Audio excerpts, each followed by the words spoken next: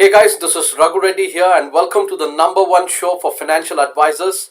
On this episode, I have a very special guest, and his name is John. John, welcome to the show. Thank you so much, Raghu. And it's my pleasure to be here in your number one show for financial advisors. It's really nice to be here. So, John, where are you located?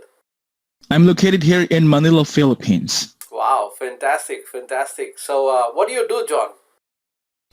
I actually wear two hats right now. So first off is I work full time for the number one and leading global provider for webcasting and public relations, which is Intrato, as an operations team supervisor. And also I work as a unit manager for one of the leading life and non-life insurance company here in the Philippines. Wow, fantastic, fantastic. So, since how many years have you been doing this awesome work as a financial advisor? Actually, I've been doing this since 2015, and I was a financial advisor back then. Then I decided to step up a little bit to help my financial advisors to do this awesome job on a daily basis, or maybe full time or part time. So right now, my focus is to recruit more financial planners for my team specifically. Wow, awesome, fantastic, fantastic. And you said you've been doing this since last 5 years, right? Yes, that's correct. So, how has your journey been for the last 5 years? Okay, thank you so much, Raghu, for that wonderful question. So I would like to answer that in a very concise way, all right? Because being a financial advisor is not really easy. It was a long and winding road for me. It was totally disastrous, given that it was my first time back then to do this job on a part-time basis. Then suddenly I gradually transitioned to being a full-time financial advisor.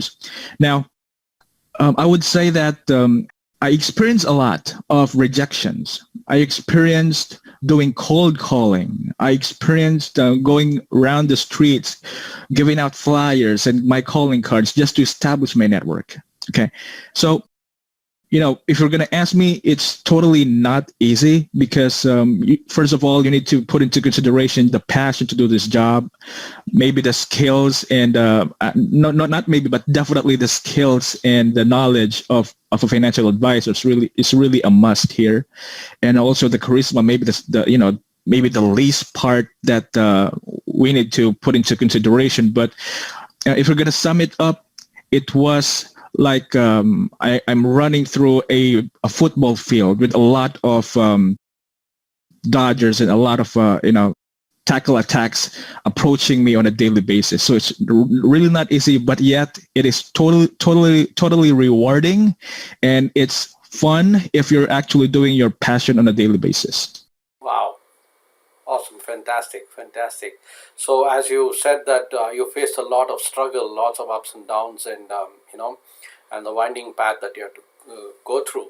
So, how did you overcome that initial struggle? So those struggles, actually, I've been through this. I'm not gonna say it's kind of a depression kind of thing, but I actually almost went through that part, through that stage from where I want to give up. All right, because even my friends actually rejected me for being a financial advisor. I really just don't know why. Because financial advising is really a rewarding job, not just because you're earning money, not just because you're earning commission on sales, but it's totally rewarding because you're helping families get that financial freedom that they really deserve in the long run. So I would say that I step back a little bit and compose myself and start over again. I actually studied all of my mistakes in the past. I contemplate the things that I need to do to be better in marketing, in networking, in speaking, and everything that a financial advisor should have and must have.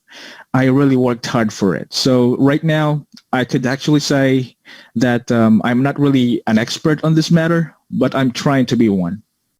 Well, awesome, fantastic, fantastic. So, you see, whenever you face that struggle, whenever you face a barrier, to break through that? You said, you really went into such a state where you want to give up, but to break through that and then rebound back and excel.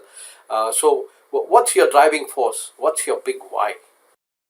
Yes, thank you.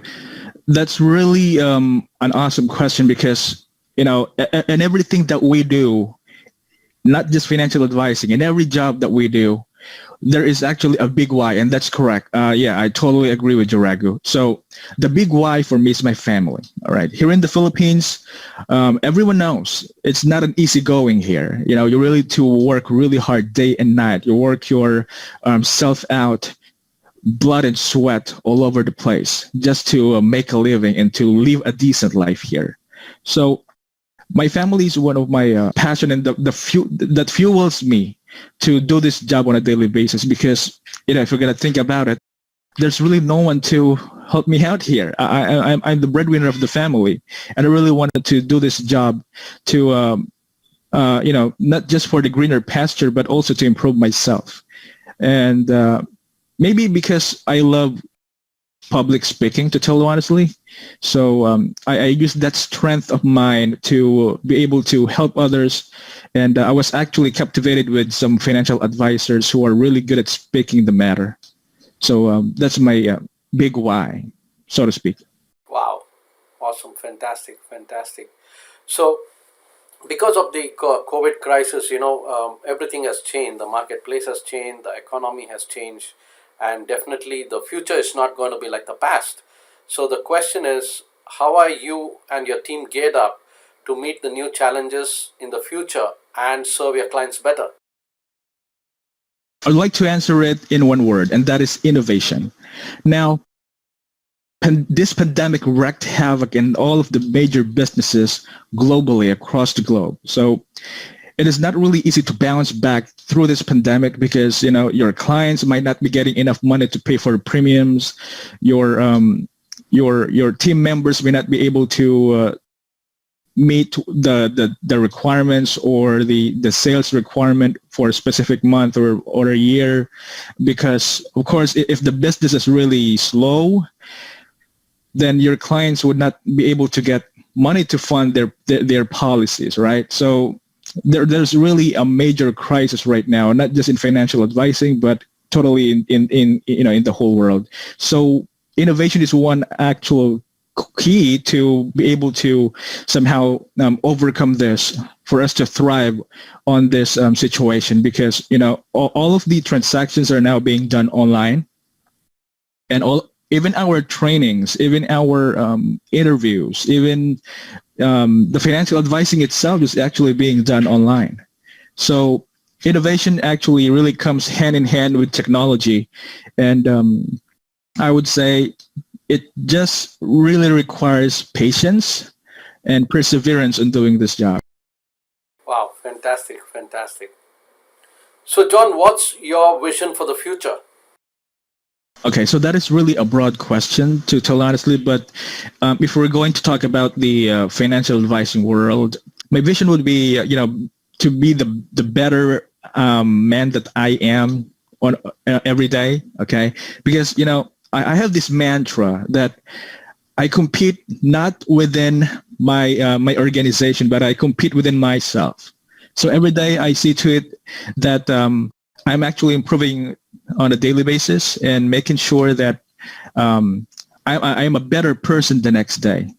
So I envision myself to be a very successful unit manager for my team, and I would like to become one of the go-to person here in the Philippines for wealth talk, financial talk, and financial planning.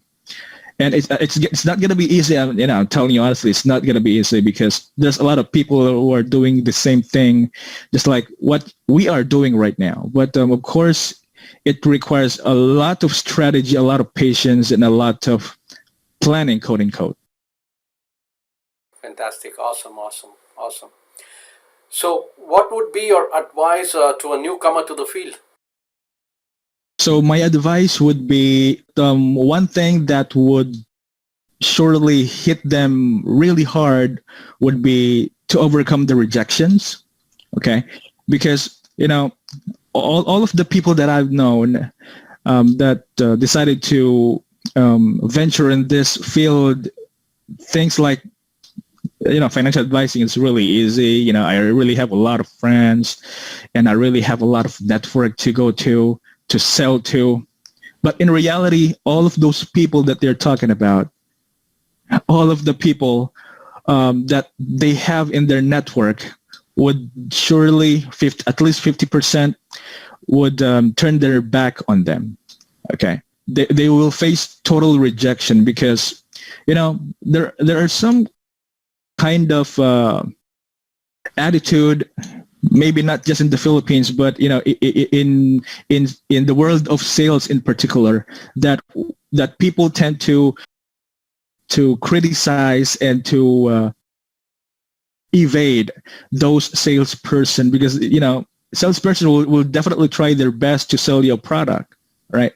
But financial advisors actually is really doing this same technically, but it actually has a reservation on it. So when I say reservation, it talks about the financial planning to help the people to get the financial freedom, because here in the Philippines, only 18% of the population is insured for life insurances, right? So that is something that's really alarming on our part, because if a breadwinner dies and the family is not well prepared, then their life will gonna go downhill. Okay, so to sum it up, my take would be, have that hard conviction and going back to the why you are doing this job. Wow, fantastic, awesome. So John, if someone wants to get your services, or if they want to join your team as a financial advisor, how they can get in touch with you? Thank you, Raghu. I'm actually available in all of the social media platforms that everyone knows. So particularly in LinkedIn, on Facebook, Twitter, or Instagram, even WhatsApp. So they can just send me directly, a personal message about their inquiries, and I'll be happy to assist them with their concerns.